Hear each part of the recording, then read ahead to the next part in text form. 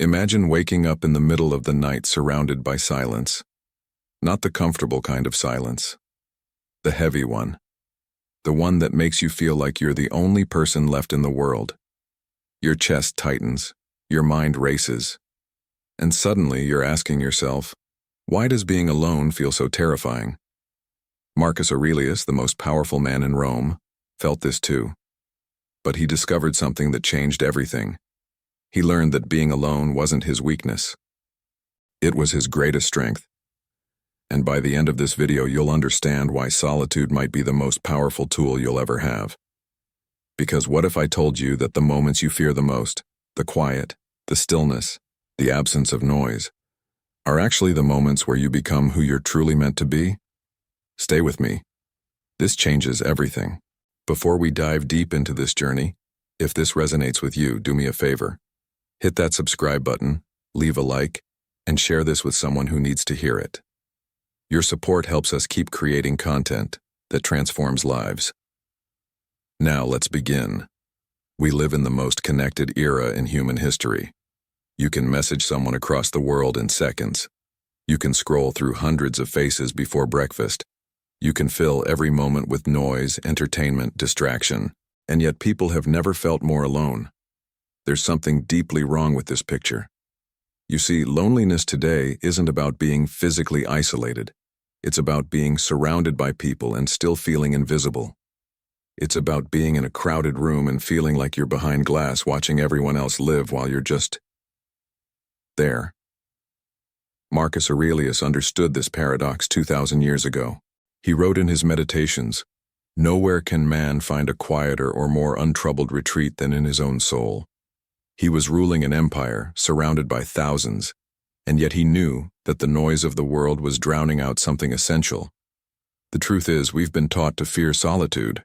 We've been conditioned to believe that being alone means something is wrong with us, that we're not interesting enough, not loved enough, not worthy enough. So we fill the void. We fill it with people who don't understand us, with activities that don't fulfill us, with noise that doesn't comfort us. But what if the void isn't meant to be filled? What if it's meant to be explored? Think about it. When was the last time you sat in complete silence with yourself? No phone, no music, no distractions. Just you and your thoughts. If that idea makes you uncomfortable, you're not alone. Most people can't sit with themselves for more than a few minutes without reaching for something, anything to pull them away. That discomfort is trying to tell you something. It's trying to tell you that you've been running. Running from yourself, from your thoughts, from the parts of you that need attention. And the more you run, the louder those parts become. Until one day, the noise of the world can't drown them out anymore. This is where Marcus Aurelius offers us a lifeline. He didn't just accept solitude, he sought it. In the middle of wars, politics, and chaos, he created moments of stillness. Because he knew that clarity doesn't come from the crowd, it comes from the quiet. And that's what this journey is about. Learning to stop running. Learning to turn toward the silence instead of away from it. Learning that being alone isn't something to fear, it's something to embrace. Because on the other side of that fear is something extraordinary. Something that will change how you see yourself, how you see the world, and how you move through life. Let's take that first step together. Here's a question that might sting a little. How many of the people in your life truly know you? Not the version you present to the world, not the curated, filtered, acceptable you, but the real you. The one with doubts, fears, dreams that don't make sense to anyone else. The one who sometimes feels lost even when everything looks fine on the surface. Most of us, if we're honest, would say very few, maybe none. And that's not necessarily because people are bad or shallow. It's because we live in a world that values connection over depth. We collect relationships like we collect followers, quantity over quality. We surround ourselves with people and we call it connection. But connection without depth is just presence. And presence without understanding is just loneliness with an audience. Marcus Aurelius wrote, "It is possible to be alone in a crowd and to be in company with oneself when alone." He understood that physical proximity doesn't equal emotional intimacy. You can be in a relationship and feel utterly alone. You can be at a party and feel like you're watching from outside your own body. This is the illusion of company. We think that being around people protects us from loneliness, but often, it just masks it. It gives us the appearance of connection without the substance. And when the noise fades, when everyone goes home, we're left with the same emptiness we were trying to avoid. But here's where it gets interesting. That emptiness, it's not actually empty. Think of it like this. Imagine you're holding a glass of muddy water. The more you shake it, the murkier it becomes. But if you set it down, if you let it be still, the dirt settles. The water becomes clear. You can finally see what's at the bottom. Your mind is that glass. Your life is the shaking. And solitude is the stillness that lets everything settle so you can finally see clearly. When you're constantly surrounded by other people's opinions, expectations, and energy, you lose touch with your own. You start living reactively instead of intentionally. You start making decisions based on what others think instead of what you know to be true. And slowly, quietly, you disappear. Not physically, but spiritually. You become a ghost in your own life. This is why so many people feel lost even when their lives look successful. They've built a life that looks good from the outside, but feels hollow on the inside. Because they never took the time to ask themselves, what do I actually want? Who am I without the roles I play? What matters to me when no one's watching? These are uncomfortable questions, and they require something most people avoid at all costs. Solitude, because you can't answer these questions in the noise. You can't find yourself in the crowd. You have to step back. You have to create space. You have to be willing to sit with the discomfort of not knowing, of not being distracted, of just being. And that's terrifying for most people. Because in that space, you might discover things about yourself you've been avoiding. You might realize you're not as happy as you pretend to be. You might see that some of your relationships are draining you. You might acknowledge dreams you've buried because they seemed impossible. But here's the truth. Those realizations aren't the problem. Avoiding them is. Marcus Aurelius faced this every day. He was surrounded by advisors, generals, politicians, people who wanted something from him, people who had agendas, people who saw him as a tool to use. And he knew that if he let their voices become louder than his own, he would lose himself completely. So he retreated. Not physically, he couldn't, but mentally. He created a fortress of solitude within his own mind, a place where he could return to himself, remember his values, and reconnect with what mattered. And that's what we need to do too. We need to stop fearing the quiet and start using it. Because the quiet is where you meet yourself. And that meeting might be the most important one you ever have. There's an ancient inscription at the Temple of Apollo in Delphi that reads, "Know thyself." 2 words, but they contain a lifetime of work. Most people never do this work. They go through life reacting to circumstances, following paths that others have laid out, becoming who they think they should be instead of who they actually are. And then one day they wake up and realize they've been living someone else's life. This is what happens when you avoid solitude. You never develop self-knowledge. You never learn to distinguish between your authentic voice and the voices you've internalized from parents, society, social media, friends. Everything becomes a blur. You lose the ability to know what you truly want versus what you think you should want. Marcus Aurelius understood that self-knowledge wasn't optional, it was essential. He wrote, "Look within. Within is the fountain of good, and it will ever bubble up if thou wilt ever dig." Notice the word dig. Self-knowledge doesn't just appear. You have to excavate it. You have to go beneath the surface, beneath the conditioning, beneath the masks you wear. And that excavation happens in solitude. Think about the people who've made the greatest impact on the world. The artists, philosophers, scientists, leaders. Almost all of them had one thing in common. They spent significant time alone, not because they were antisocial, but because they understood that creation, insight, and wisdom require space. Einstein took long walks alone. Nietzsche wandered the mountains. Maya Angelou rented a hotel room with nothing but a bed and a desk. J.K. Rowling wrote in cafes by herself for years before Harry Potter became a phenomenon. They weren't avoiding the world. They were creating space to hear themselves, to access something deeper than surface-level thought, to tap into what Carl Jung called the unconscious, that vast reservoir of insight, creativity, and wisdom that only reveals itself in stillness. When you're alone, really alone, without distractions, something remarkable happens. Your mind stops performing. It stops trying to impress, to be liked, to be accepted. The social masks drop. And underneath all that, you find something raw and real. You find your actual preferences, your genuine feelings, your true desires. You start to notice patterns in your behavior. You see how you've been repeating the same mistakes, chasing the same illusions, running from the same fears. And with that awareness comes the possibility of change. This is the power of self-knowledge.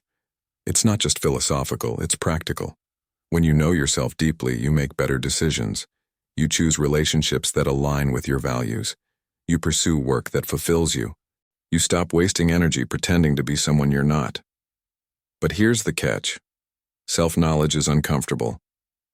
Because when you really look at yourself, you see both your light and your shadow. You see your potential and your failures.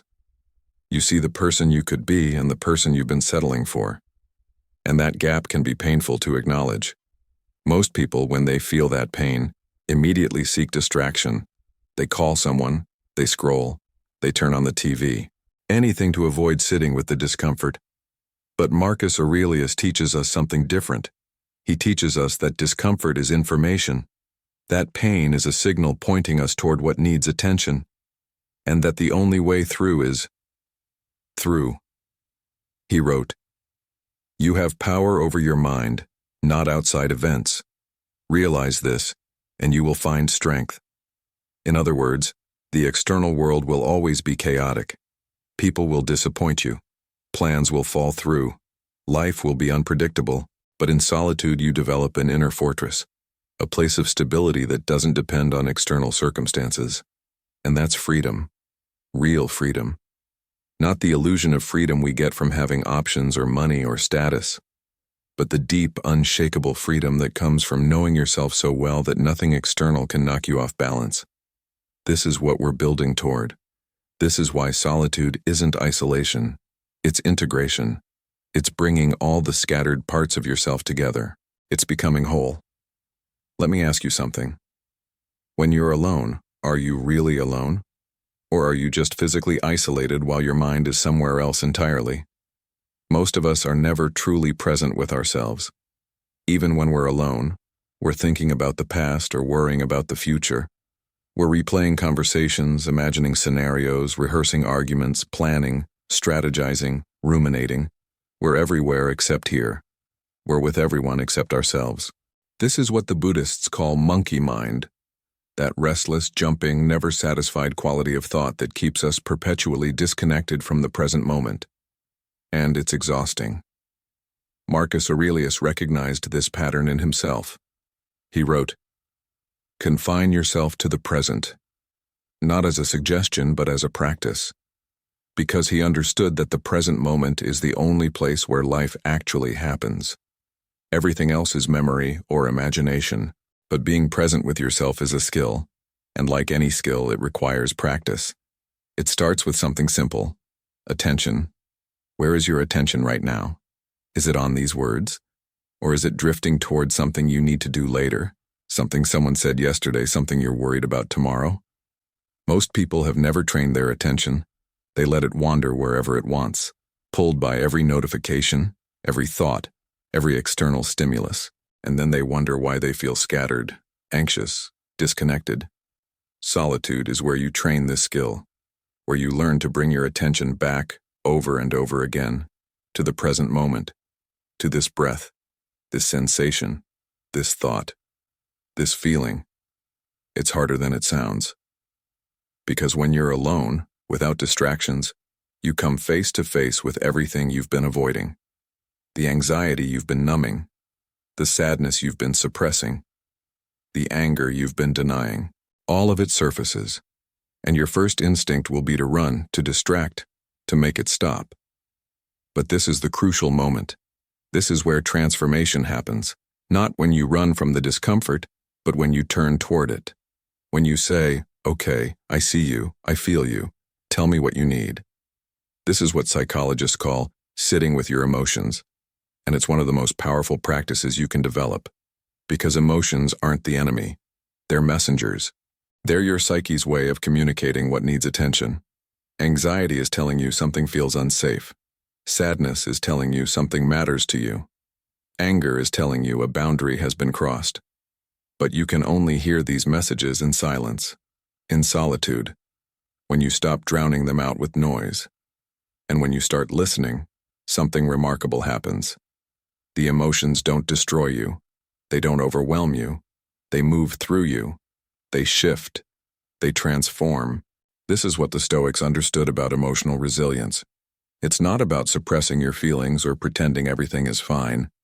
It's about developing the capacity to be with whatever arises, without being consumed by it. Marcus Aurelius wrote, "If you are distressed by anything external, the pain is not due to the thing itself, but to your estimate of it, and this you have the power to revoke at any moment."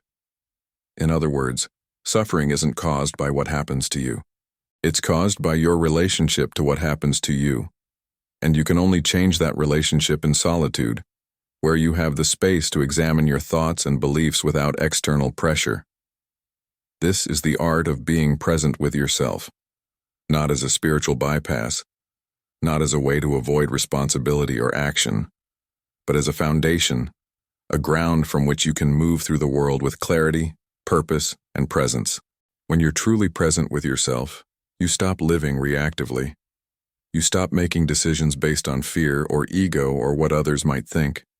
You start accessing a deeper intelligence, an intuition that knows what's right for you, even when it doesn't make logical sense. And that intelligence can only be heard in the quiet. There's a reason why every great spiritual tradition includes periods of solitude. The Buddha meditated alone under the Bodhi tree for 49 days. Jesus went into the desert for 40 days and nights. Muhammad retreated to a cave. Moses climbed the mountain. These weren't escapes. They were crucibles, places where transformation happened because there was nowhere to hide, no one to perform for, nothing to distract from the work that needed to be done. Carl Jung called this process individuation, the journey of becoming who you truly are, distinct from the collective programming of society. And he believed that solitude was essential to this process. Why? Because in solitude you're forced to confront what he called the shadow, all the parts of yourself you've disowned, denied, or repressed. The anger you're not supposed to feel, the desires you're not supposed to have, the fears you're too ashamed to admit. These shadow parts don't go away just because you ignore them. They accumulate. They influence your behavior in unconscious ways. They leak out in passive aggression, self-sabotage, projection, addiction. But in solitude, they can't hide. They emerge, and you have a choice. Face them or run. Most people run. They fill their lives with so much activity, so much noise, so much distraction that they never have to look at what's lurking beneath the surface. But the cost of running is high. You remain fragmented, divided, at war with yourself. You use enormous amounts of energy keeping parts of yourself locked away, and that energy could be used for creation, connection, growth. This is why solitude is a crucible. It's where integration happens, where you take all those disowned parts and bring them back into consciousness, where you say, "Yes, this is also me. I'm not just the good person I pretend to be. I'm also selfish sometimes, petty sometimes, afraid sometimes, and that's okay. That's human." This isn't indulgence, it's honesty, and honesty is the foundation of growth. Marcus Aurelius practiced this kind of radical honesty with himself. He didn't pretend to be perfect. He acknowledged his flaws, his mistakes, his struggles. He wrote, "Waste no more time arguing what a good man should be. Be one." In other words, Stop performing goodness and start actually doing the work of becoming better. And that work happens in private, in the moments when no one's watching, when there's no external reward, no applause, no validation. That's where character is built. In the quiet choices you make when you're alone. In the discipline you maintain when no one will know if you slack off. In the integrity you uphold when cutting corners would be easier. Solitude reveals who you are when all the external pressures are removed, and often that revelation is uncomfortable. You realize you're not as disciplined as you thought, not as kind as you believed, not as strong as you pretended. But this discomfort is the beginning of real growth, because you can't change what you don't acknowledge. You can't improve what you can't see clearly. And once you see clearly, once you accept yourself as you are, flaws and all, something shifts. You stop wasting energy on pretending. You stop living in fear of being exposed. You become more authentic, more grounded, more real. And paradoxically, this makes you more capable of genuine connection. Because you're no longer bringing a false self to your relationships. You're bringing the real you. Messy, imperfect, but honest. This is the gift of solitude. It strips away the pretense. It burns away the false self. And what remains is essence, truth, authenticity. Not the polished version you present to the world, but the raw, unfiltered reality of who you are. And that reality, when fully embraced, is more powerful than any mask you could ever wear. Here's something crucial to understand. Loneliness and solitude are not the same thing. In fact, they're almost opposites. Loneliness is a state of lack. It's the painful feeling that something is missing, that you're disconnected, that you're on the outside looking in. It's involuntary. It happens to you. Solitude, on the other hand, is a state of fullness. It's the intentional choice to spend time alone, not because you have to, but because you want to, because you recognize it as valuable, because you know it serves you. Marcus Aurelius chose solitude even though he was surrounded by people. He understood that being alone wasn't about physical isolation, it was about mental and spiritual autonomy. The difference comes down to this. Loneliness is about what's missing. Solitude is about what's present. When you're lonely, you're focused on absence, the people who aren't there, the connection you're not feeling, the emptiness that needs to be filled. When you're in solitude, you're focused on presence, your own being, your thoughts, your breath, your existence in this moment. Loneliness says, I need someone else to feel complete. Solitude says, I am complete. And from this completeness, I can connect with others more authentically. This is a radical shift, because most of us have been taught that we need other people to be happy, that being alone is something to be avoided, fixed, escaped from. But what if the opposite is true? What if learning to be alone, truly comfortable in your own company, is what makes you capable of real connection? Think about it. When you're desperately lonely, when you need someone else to make you feel okay, you don't attract healthy relationships.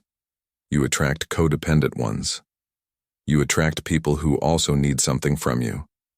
And together, you create a relationship based on mutual lack rather than mutual fullness. But when you're comfortable in solitude, when you've learned to be at peace with yourself, you no longer need others to complete you. You want them, but you don't need them. And that want, that desire for connection coming from a place of wholeness rather than neediness, creates entirely different kinds of relationships. Healthier ones, more authentic ones, more sustainable ones. This is what the mystics mean when they talk about coming from fullness. You can't give what you don't have. If your cup is empty, you'll be constantly trying to fill it from others. But if your cup is full, if you've learned to fill it yourself through solitude and self-knowledge, then you can overflow. You can give without depleting yourself. Marcus Aurelius understood this.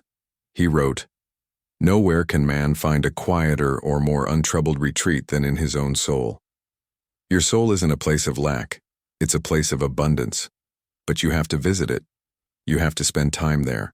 You have to learn its landscape, and that takes solitude, not as punishment, not as evidence that something's wrong with you, but as practice, as cultivation, as the way you tend to your inner garden so that something beautiful can grow there.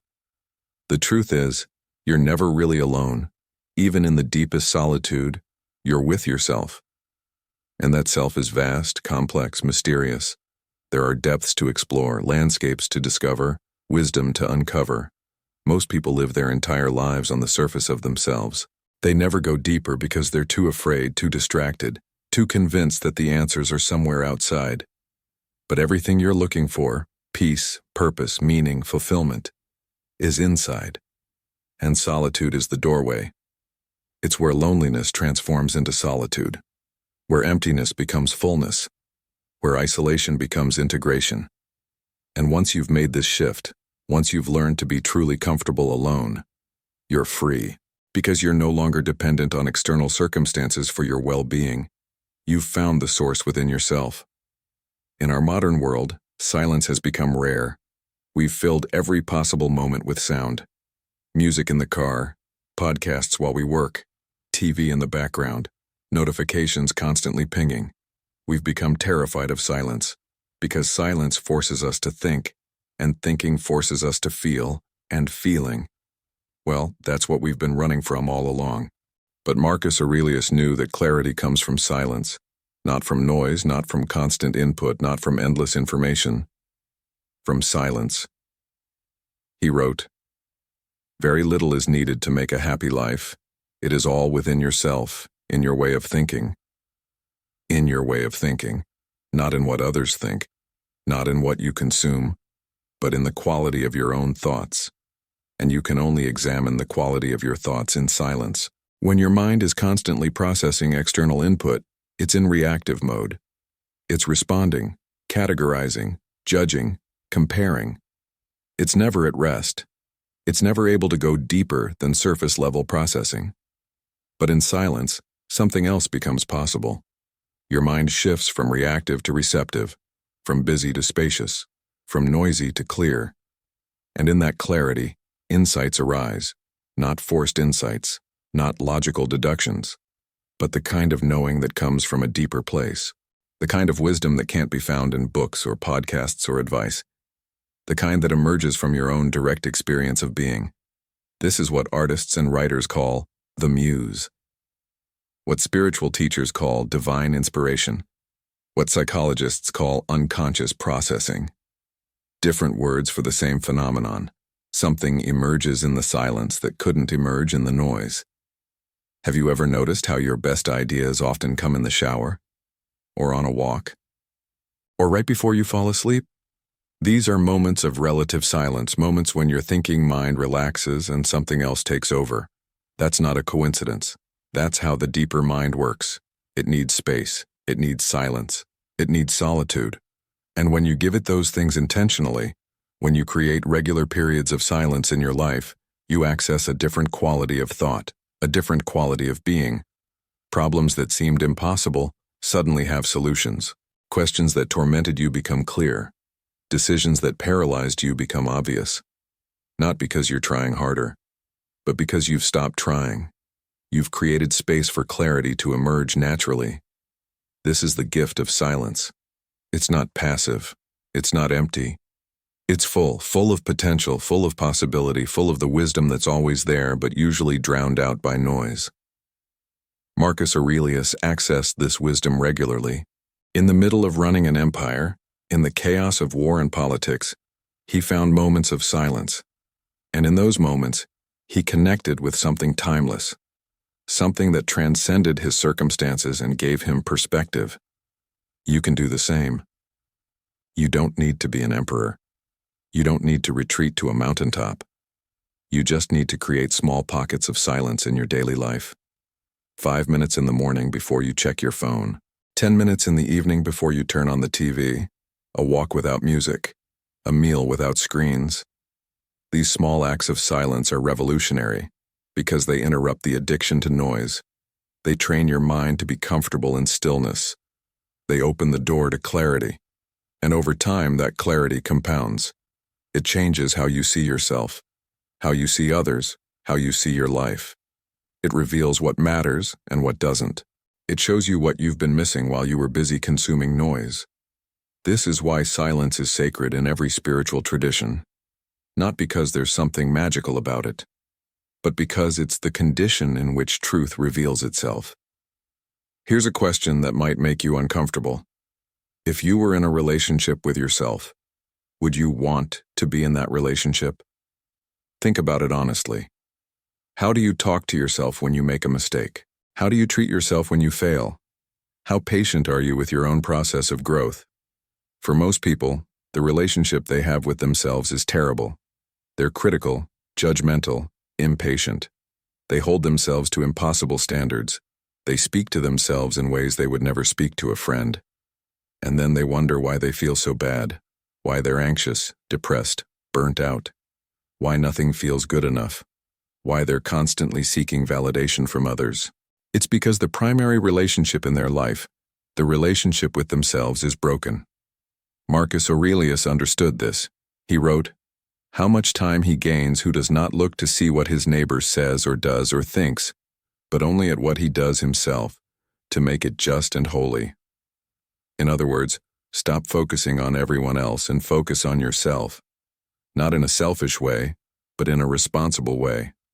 Because you're the only person you have to live with for your entire life. You can leave relationships, change jobs, move cities, but you can't escape yourself. So if that relationship is toxic, your whole life will feel toxic. But here's the good news. You can rebuild it. You can learn to be a good companion to yourself. And solitude is where that rebuilding happens. In solitude, you practice being with yourself the way you would be with someone you love, with patience, with curiosity, with compassion. You stop treating your mistakes as evidence of worthlessness and start seeing them as opportunities for learning. You stop comparing your journey to everyone else's and start honoring your own pace. You stop demanding perfection and start embracing your humanity. This isn't easy, especially if you've spent years being your own worst enemy. The patterns are deep. The critical voice is familiar. It feels true even when it's cruel. But it's not true. It's just conditioned. It's the voice of parents, teachers, bullies, society, all internalized and now playing on repeat in your own head. And the way you change it is through repetition of a different kind, through practicing self-compassion over and over until it becomes natural, through catching the critical voice and choosing a kinder one, through treating yourself the way you wish you'd been treated. Carl Jung said, "The privilege of a lifetime is to become who you truly are." But you can't become who you truly are if you're constantly at war with yourself, if you're rejecting parts of yourself, criticizing yourself, trying to force yourself into someone you're not. You have to make peace first. You have to accept yourself as you are, right now, before you can grow into who you're meant to become.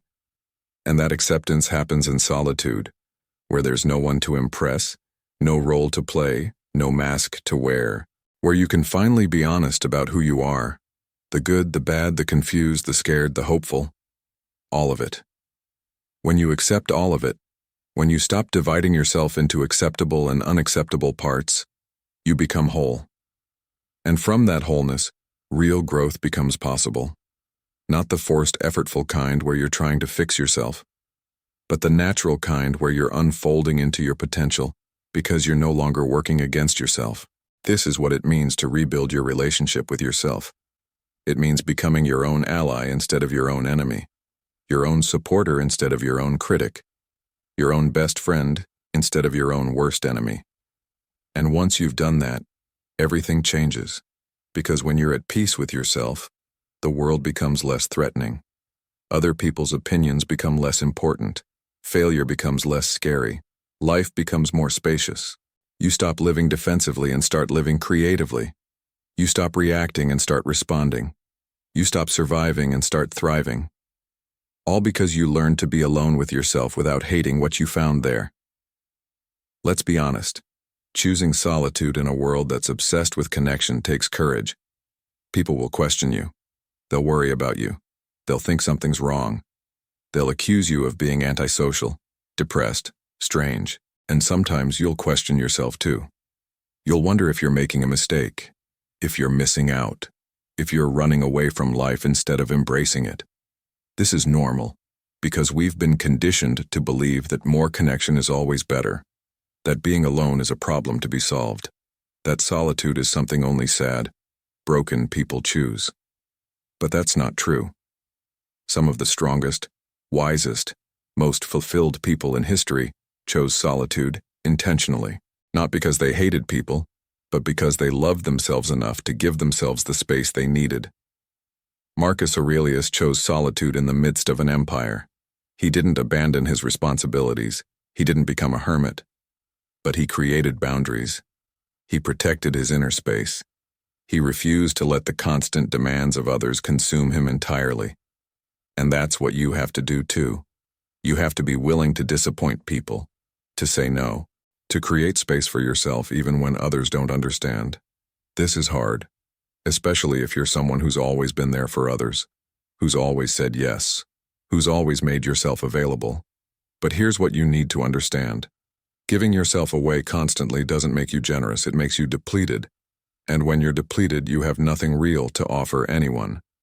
You become a martyr, resentful, exhausted, running on empty but unable to stop because stopping feels selfish. But it's not selfish to take care of yourself. It's necessary. It's the only way you can sustainably take care of others. The oxygen mask analogy is true. You have to put yours on first. Not because you don't care about others, but because you can't help anyone if you're suffocating. Solitude is your oxygen mask. It's how you breathe. It's how you refill.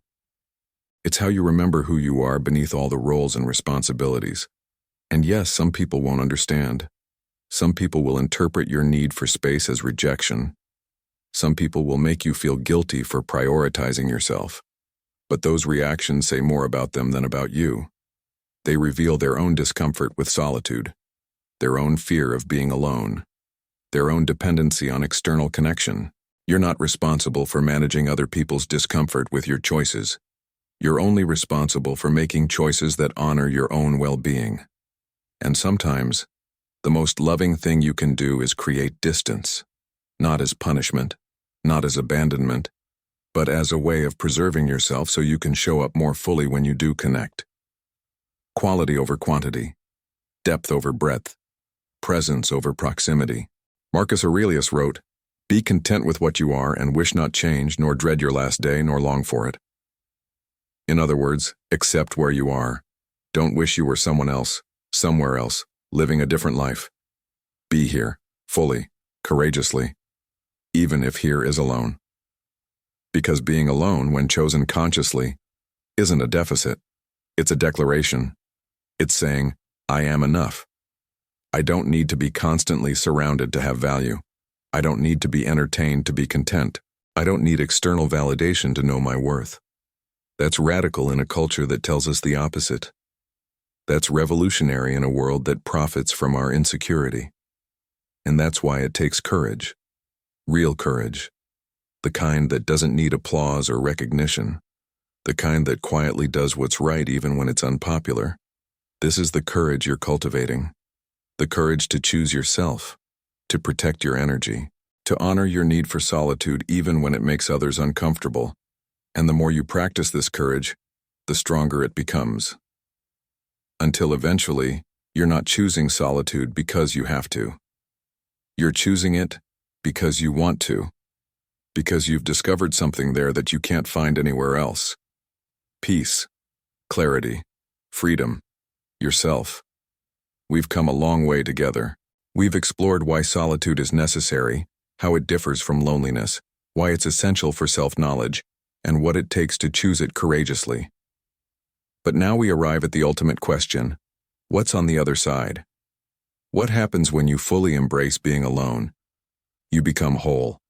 Not perfect, not finished, not free from struggle, but whole, integrated, no longer fragmented by the competing demands of the world, no longer divided between who you are and who you pretend to be. This is what Carl Jung called individuation, the process of becoming a complete, undivided self, and he believed it was the most important work a person could do. Marcus Aurelius lived this. Despite the chaos of his external life, despite the wars and politics and betrayals, he maintained an inner coherence, a sense of self that wasn't dependent on circumstances.